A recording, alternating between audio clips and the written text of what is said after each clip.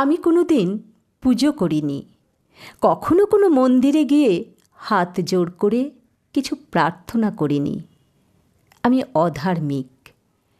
তোমরা যাকে ধর্ম বলো, ধর্ম বলে মানো, সেই অর্থে আমি কখনোই ধার্মিক ছিলাম না, আজও নই।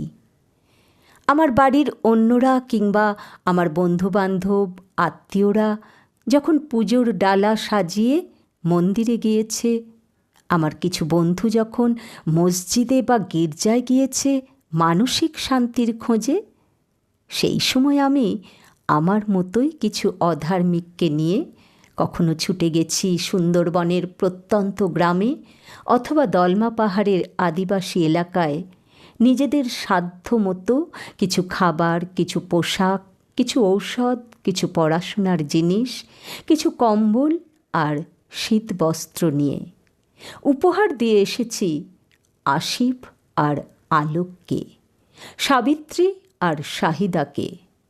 শান্তি পেয়েছি, কিন্তু কোনো দিনই আমি ধার্মিক ছিলাম না।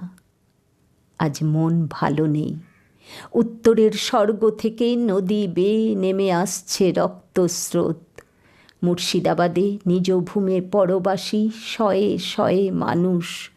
কখনো গুজরাট, কখনো মণিপুর, কখনো ত্রিপুরা দাউ দাউ করে জ্বলছে। প্রতিদিন মরছে মানুষ। রাষ্ট্রশক্তি, তুমি কোথায়? তোমার আসরিক ক্ষমতার প্রকাশ কবে দেখব আমরা? মানুষ দেখি, কিন্তু তাদের মুখ দেখে ধর্ম বুঝতে পারি না আমি। বোকার মতো শুনে যাই রাজনৈতিক ভাষণ।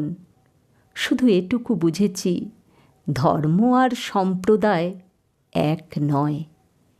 চারিদিকের রক্ত আর গোলা বারুদের আওয়াজের মাঝে একলা হাঁটতে হাঁটতে নিজেকে বলি, ভাগ্যিস তুই ধার্মিক হতে পারিসনি। কলমে কবি শুভাশিস সরকার, কণ্ঠে সুতপা চক্রবর্তী।